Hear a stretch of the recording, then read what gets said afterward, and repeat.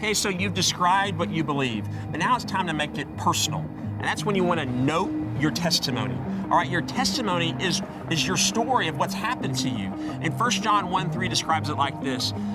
We proclaim to you today, brothers, what we've seen and heard. And that's just what a testimony does. They proclaim what they've seen and heard. I mean, you think about being in a court and a witness takes the stand. They just share a story of hearing something or seeing something or something they know to be true. And that's what a testimony is. And so I love using your testimony because it's really, really hard to argue with, because you're sharing an experience that's happened to you. Not just what you believe, but about what you know to be true. My wife has a cookie business, and we told our kids, stay away from the stove, it's hot.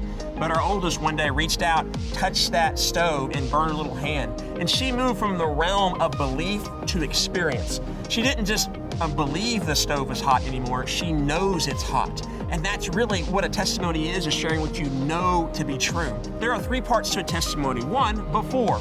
All right, you share your struggles that you had before you met Christ. You share how you felt, your identity, how you're separated from God, and then share when you were saved. You know, you may not remember every little thing about it, but there are certain circumstances that you should know. You know, so but if you know the people that were around, or the place that you're at, or the words that were shared, some of the factors that maybe led to you understanding the gospel and responding to it might have been just, man, there was guilt over sin, and so Jesus forgives that sin. Or maybe you wanted to go to heaven and avoid hell. That's totally fine. That's a huge part of my testimony.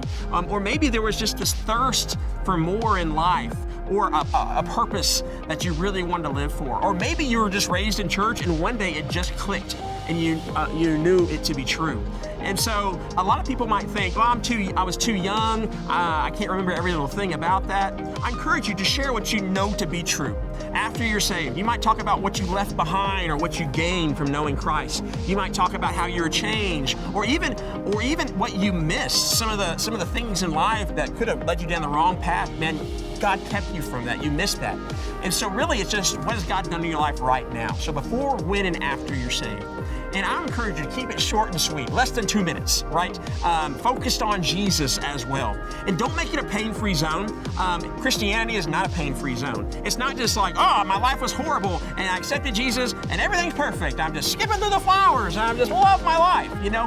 Don't make it a pain-free zone. I mean, just because we're saved doesn't mean everything is just hunky-dory. Every story is dramatic. I mean, some testimonies have a dramatic before they're saved. Some have a dramatic when they're saved. And I gotta say, all of us will have a dramatic after. So we want to note our testimony. And that's going to set you up to examine if they have a story just like that. And that's the next part. We want to examine if that's happened to them.